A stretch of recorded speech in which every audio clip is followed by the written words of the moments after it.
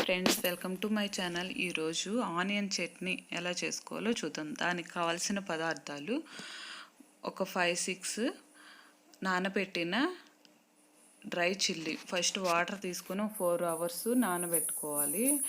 ఎండుమిర్చి, అందులో ఒక ఆనియన్ కట్ చేసి పెట్టుకోవాలి. కొంచెం చింతపండు, 1 స్పూన్ బెల్లం, కావాల్సినంత తగినంత సాల్ట్. ఒక మిక్సీ జార్ తీసుకొని ఆ మిక్సీ జార్లో కట్ చేసి పెట్టుకున్న 1 ఆనియన్ వేసుకోవాలి.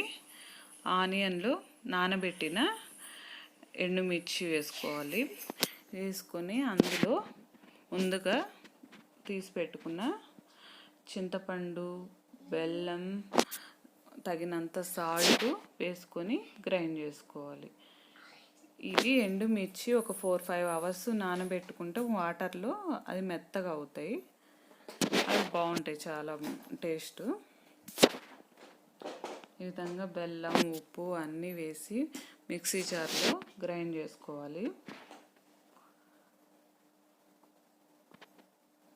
ఇది దోశలోకి, ఇడ్లీలోకి చాలా బాగుంటుంది. వేడి అన్నంలోకి కూడా కొంచెం నెయ్యి వేసుకుని తింటే బాగుంటుంది. ఈ విధంగా గ్రైండ్ అయిన తర్వాత ముందుగా నానబెట్టిన కొంచెం వాటర్ ఉన్నాయి కదా, ఆ వాటర్ కొంచెం వేసుకుంటూ మొత్తం ఫైన్ పేస్ట్ లాగా వచ్చే వరకు గ్రైండ్ చేసుకోవాలి. ఈ విధంగా కొంచెం వాటర్ వేసుకొని పేస్ట్ చేసుకుంటే ఈ విధంగా వస్తుంది, మెత్తగా వస్తుంది.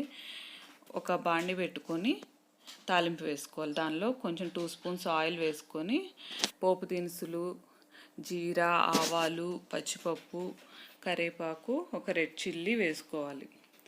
ఇవి ఫ్రై చేసుకోవాలి. ఈ పోపు కొంచెం ఫ్రై అయిన తర్వాత గ్రైండ్ చేసి పెట్టుకున్న ఆ చట్నీ వేసుకోవాలి. ఈ విధంగా ఫ్రై అవుతుంది. పోపు ఫ్రై అయిన తర్వాత గ్రైండ్ చేసి పెట్టుకున్న చట్నీ వేసుకోవాలి. అందులో కొంచెం వాటర్ అంతా పోయే వరకు ఫ్రై చేయాలి. ఈ విధంగా ఫ్రై చేసి ఒక సర్వింగ్ బౌల్లో సర్వ్ చేసుకొని ఒక సర్వింగ్ బౌల్లో సర్వ్ చేసుకుంటే ఎంతో టేస్టీ అయిన ఆనియన్ చట్నీ రెడీ. ఇది దోశ, ఇడ్లీ, టిఫిన్లోకి, ఉప్మా వాటిలోకి చాలా బాగుంటుంది. తీయగా, కారంగా, పుల్లగా ఉంటుంది. Thanks for watching. Please subscribe my channel.